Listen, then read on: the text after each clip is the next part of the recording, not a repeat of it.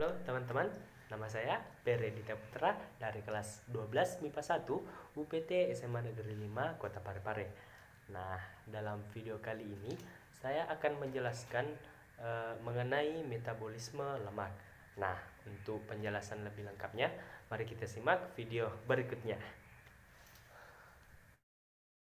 Nah, baiklah, seperti yang saya bilang tadi, dalam video kali ini saya akan menjelaskan mengenai metabolisme lemak. Nah, sebelum lanjut ke videonya, apa sih itu lemak? Nah, lemak adalah suatu zat yang kaya akan energi dan berfungsi sebagai sumber energi utama untuk proses metabolisme tubuh. Nah, dalam metabolisme lemak ini terdapat 3 indikator. Yang pertama, oksidasi asam lemak jenuh, metabolisme gliserol, dan oksidasi asam lemak atau oksidasi beta. Nah, yang pertama yaitu oksidasi asam lemak jenuh. Lemak dalam tubuh tidak hanya berasal dari makanan yang mengandung lemak, tetapi dapat pula berasal dari karbohidrat dan protein. Hal ini dapat terjadi karena ada hubungan antara metabolisme karbohidrat lemak dan protein atau asam amino. Asam lemak yang terjadi pada proses hidrolisis lemak mengalami proses oksidasi dan menghasilkan asetil koenzim A. Salah satu hipotesis yang dapat diterima ialah bahwa asam lemak terpotong 2 atom karbon setiap kali oksidasi. Oleh karena itu, oksidasi terjadi pada atom beta. Maka oksidasi tersebut dinamakan beta oksidasi. Katabolisme lemak terjadi di dalam matriks mitokondria dan disebut dengan beta oksidasi. Asam lemak masuk ke dalam mitokondria melalui suatu shuttle yang disebut carnitin shuttle. Hal ini terjadi karena membran dalam mitokondria tidak dapat dilewati asam lemak. Mekanisme shuttle yaitu asam lemak sitoplasma mula-mula berikatan dengan CoA dan dikatalisis oleh tiokinase, membentuk asil CoA. Selanjutnya, asam asil CoA menyumbang gugus aslinya ke carnitin, membentuk asil carnitin. Asil carnitin inilah yang membawa asam lemak memasuki matriks mitokondria. Proses lintasan beta oksidasi merupakan serangkaian reaksi yang bertujuan membuang 2 karbon dari ujung gugus karboksil asam lemak dan dikeluarkan dalam bentuk asetil CoA.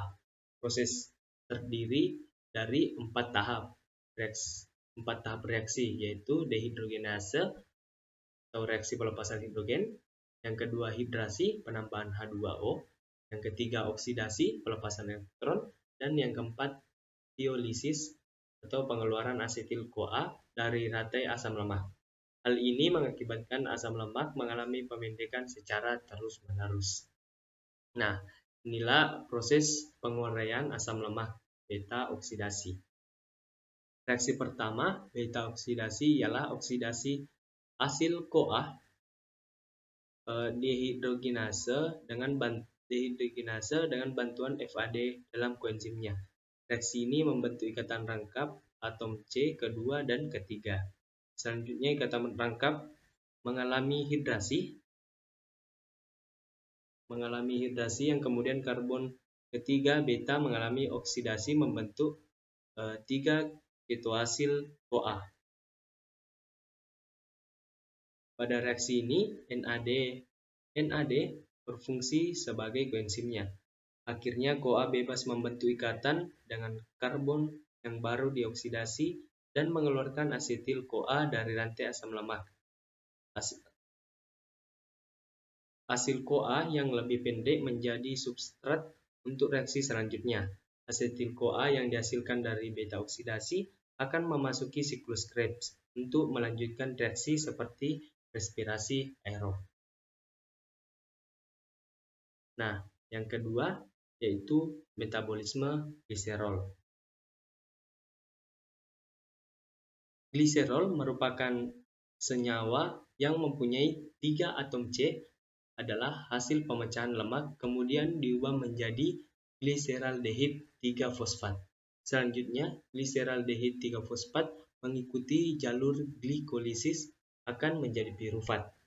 Asam lemak sendiri akan pecah menjadi molekul-molekul yang mempunyai 2 atom C.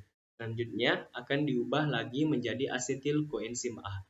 Dengan demikian, satu molekul glukosa akan menghasilkan 2 asetil koenzim A dan satu molekul lemak yang mempunyai C sejumlah 18 dapat menghasilkan 10 asetil koenzim A.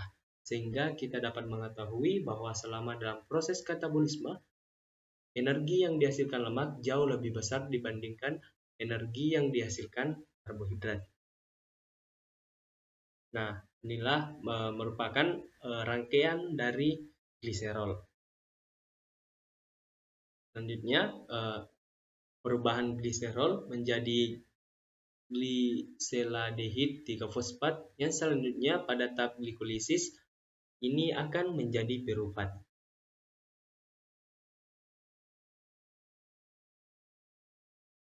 Nah, gliserol sebagai hasil hidrolisis lemak trigliserida dapat menjadi sumber energi. Gliserol ini selanjutnya masuk ke dalam jalur metabolisme karbohidrat yaitu glikolisis. Pada tahap awal, gliserol mendapatkan satu gugus fosfat dari ATP membentuk gliserol 3-fosfat. Selanjutnya senyawa ini masuk ke dalam rantai respirasi membentuk dehidroksiasetat aseton fosfat, suatu produk antara dalam jalur glikolisis. Nah, yang ketiga yaitu oksidasi asam lemak, oksidasi beta. Untuk memperoleh energi, asam lemak dapat dioksidasi dalam proses yang dinamakan oksidasi beta. Sebelum dikatabolisir dalam oksidasi beta, asam lemak harus diaktifkan terlebih dahulu menjadi asil CoA. Dengan adanya ATP dan koenzim A, asam lemak diaktifkan dengan dikatalisir oleh enzim asil CoA sintetase atau tiokinase. Dalam oksidasi beta, asam lemak masuk ke dalam rangkaian siklus dengan 5 tahapan proses pada setiap proses. Diangkat 2 atom C dengan hasil akhir berupa asetil CoA. Selanjutnya, asetil CoA masuk ke dalam siklus asam sitrat. Dalam proses oksidasi ini, karbon beta asam lemak dioksidasi menjadi keton. Nah, itulah tadi penjelasan saya mengenai metabolisme lemak. Lebih dan kurangnya mohon dimaafkan. Sekian dan terima kasih.